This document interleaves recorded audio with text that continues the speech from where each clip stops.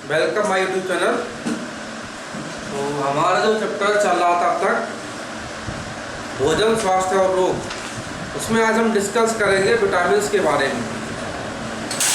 Vitamins क्या होती हैं? ये हमारे जो शरीर होता है उसकी जो आंतरिक क्रियाएं होती हैं उनको चलाने के लिए बड़ी आवश्यक होती हैं। अगर किसी विटामिन की शरीर में कोई कमी हो जाती है तो हमारे शरीर में तरह तरह की बीमारी आ जाती हैं, इम्यून पावर खराब हो जाता है, इम्यून सिस्टम कम हो जाता है। और जब इम्यून सिस्टम हमारा खराब हो जाएगा तो क्या होगा? बीमारियां घेर लेती हैं। तो विटामिन की उपयोगिता क्या होती है? तो यही उपयोगिता है कि रोग प्रतिरोधक क्षमता का विकास, रोग प्रतिरोधक क्षमता, इम्यून पावर, इम्यून सिस्टम को इनहेंस करता है विटामिन जो होती है। और जब इम्यून सिस्टम अच्छा रहेगा तो बीमारी कम आएगी, शरीर हमारा स्वस्थ रहेगा। आजकल कोरोना का प्रकोप चल रहा है, महामारी, वैश्विक महामारी घोषित हो चुकी है। इसे भी कहा जाता है हमको विटामिन सी खासकर लेना चाहिए, क्योंकि सबसे अच्छा स्ट्रॉन्ग इम्यून बूस्टर होता है विटामिन सी। तो इसके बारे में भी, तो अगर हम ये सब चीज़ें लेते हैं, विटामिन का प्रॉपर चीज़ें, अगर हम अपना भोजन बैलेंस डाइट लेते हैं तो हमें प्रॉपर विटामिन मिलती रहेगी और हमारा शरीर ठीक रहेगा, बीमारी हमें नहीं होगी। तो विटामिन की सॉल्युबिलिटी भी होती है। विटामिन कौन सी विटामिन की सॉल्युबल होती है? तो कुछ विटामिन हमारी वाटर सॉल्युबल होती है और कुछ विटामिन हमारी फैट सॉल्युबल होती हैं। तो water soluble vitamin B and C होती हैं और बाकी ए डी ई के जो विटामिन होती हैं वो हमारी फैट सॉल्युबल होती हैं। इसलिए हमको फैट भी जरूरी लेना होता है। पानी पीना है, अगर फैट नहीं लेंगे, फैट की मात्रा कम हो जाएगी शरीर में, तो हमारी जो विटामिन है ए डी ई के, ये जब शरीर में घुल नहीं पाए ढंग से तो हमें उनका जो पोषक तत्व लेंगे उनका एब्जॉर्प्शन ठीक से नहीं होगा, उनके शरीर में कमी हो जाएगी और हम बीमार हो जाएंगे। इसलिए फैट भी कुछ मात्रा में, संतुलित मात्रा में हमें अपने भोजन में शामिल करना ही चाहिए। अब बात आती है विटामिन सेल के स्रोत, इनकी कमी से होने वाले रोग। हालांकि विटामिन बहुत लंबा टॉपिक है, लेकिन चूंकि आपका सिलेबस बहुत ज़्यादा नहीं है तो इसलिए थोड़ा ही डिस्कस करेंगे इसके बारे में। तो विटामिन जो है, विटामिन ए पीले रंग के फल जैसे गाजर, तेल, दूध, दही आदि, इनसे मिलता है।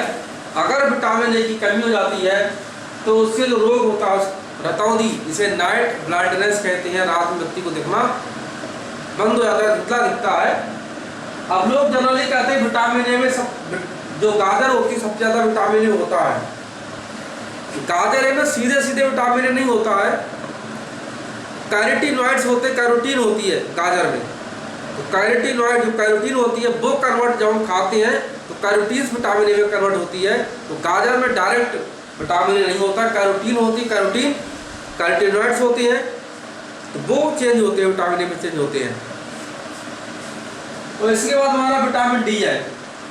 विटामिन डी दूध, मक्खन, अंडा का पीला भाग होता है, मछली का तेल है, सूर्य का प्रकाश है, इससे मिलता हमें है।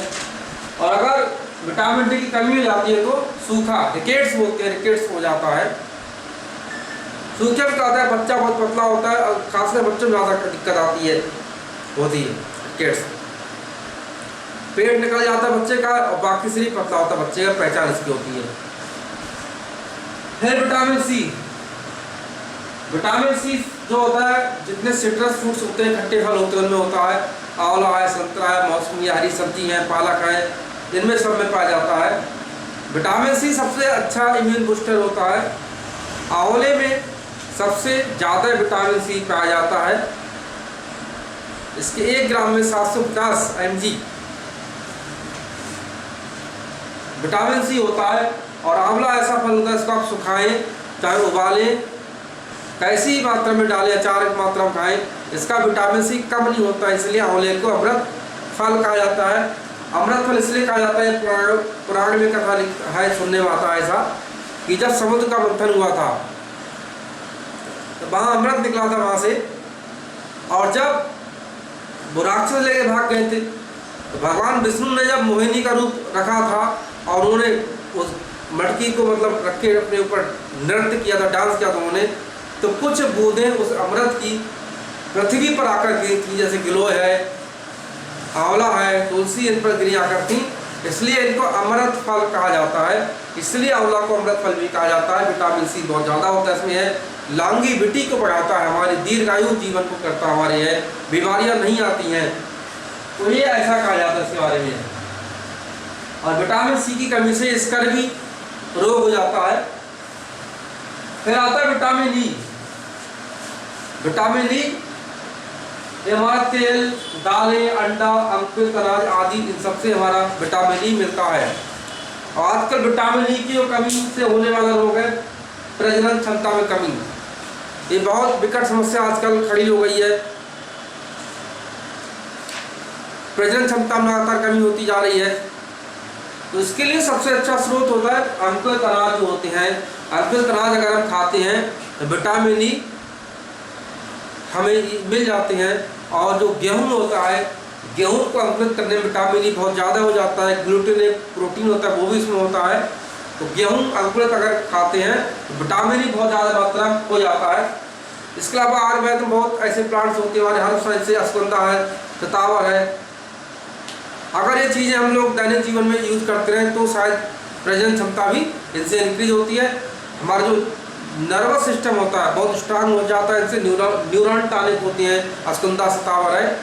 ये जनरली ऐसा नहीं कि जिसको इसकी कमी है, एंटी स्टेरिलिटी है, वही खाए। कोई भी एक आम व्यक्ति इसको अपनी लाइफ में डेली यूज कर सकता है, तो वो स्वस्थ रहेगा। हमारा जितना ही माइंड जो शांत रहेगा उतना ही हमारे नींद प्रॉपर अच्छी होती है।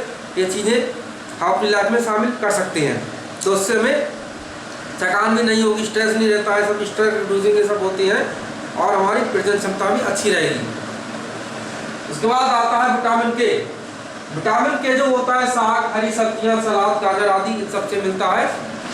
और ये विटामिन के जो होता है इसकी कमी दी जाती है तो रक्त का थक्का इजीली नहीं जमता है, क्लॉटिंग ब्लड की नहीं हो पाती है। हम अगर जनरली कट जाते कहीं से तो हम देखते थोड़ी देर बाद अपने यहाँ थक्का जम जाता है वहाँ पर है, और हमारा ब्लड का फ्लो रुक जाता है, ब्लड बहना रुक जाता है। अगर विटामिन के की कहीं कमी हो जाती है तो उससे क्या होता है, रक्तस्राव बहुत देर तक होता रहता है। फिर है विटामिन बी। विटामिन बी जो होता है दूध, दही, अंडा, मांस, सब्जी, फल आदि में होता है, और इसकी कमी से बेरी रोग हो जाता है। तो जनरली विटामिन होती हैं, हमें हमेशा अपने भोजन में सलाद है, हरी सब्जियां हैं, दूध है, दही है, ये सब खाना चाहिए। अंडा है, हालांकि अंडा कुछ लोग नहीं खाते, कोई बात नहीं, लेकिन दही और अंडा ऐसा कहा जाता है इनमें अधिकतर चीज़ें पाई जाती हैं, अधिकतर न्यूट्रिएंट्स इनमें पाए जाते हैं। दूध तो सब लोग ले ही सकते हैं, और हरी सब्जी सलाद हम लोग खाएँ। और आजकल जो हालांकि कोरोना जो महामारी आई उससे एक चीज़ पर तो बहुत ज़्यादा रोक लग गई है। जो फास्ट फूड हम लोग खाते थे, चाउमीन, पिज्ज़ा, बर्गर, इन चीज़ों ने और समस्या खड़ी करी है। जो दिख रहा है जो कमी हो रही है, चाहे स्कर्वी, चाहे प्रजनन क्षमता कमी हो, रक्त के थक्का नहीं जमना, चाहे सूखा हो, रतौंधी हो, ये सब चीज़ हम लोग केवल पेट तुम्हारा भरता है, लेकिन बॉडी को एनर्जी नहीं मिल पाती, बीमारी ज़्यादा होती हैं। और आजकल आप देख रहे हैं कि अब बीमार लोग कहाँ हो रहे हैं, जो सब लोग घर का खाना बना हुआ खा रहे, इसलिए बीमारी कम से कम हो रही हैं। तो इसलिए इन सबको टाटा बाबा कह दीजिए, अपने इंडियन भोजन पर आ जाइए। शाकाहारी में एनर्जी भी ज़्यादा होती है और बीमारियां कम होती है। घर का हम लोग यदि खाना खाते हैं, बना हुआ ताज़ा साफ स्वच्छ खाना खाते हैं, हम लोग हैं, हरी सब्जी खाते हैं, दूध पीते हैं, दही पीते हैं, तो क्या होगा, तो बीमारी से हम लोग बचे रहते हैं। तो ये विटामिन हैं, बहुत लाभदायक चीज़ें होती हैं, हमें बैलेंस डाइट लेनी ही चाहिए।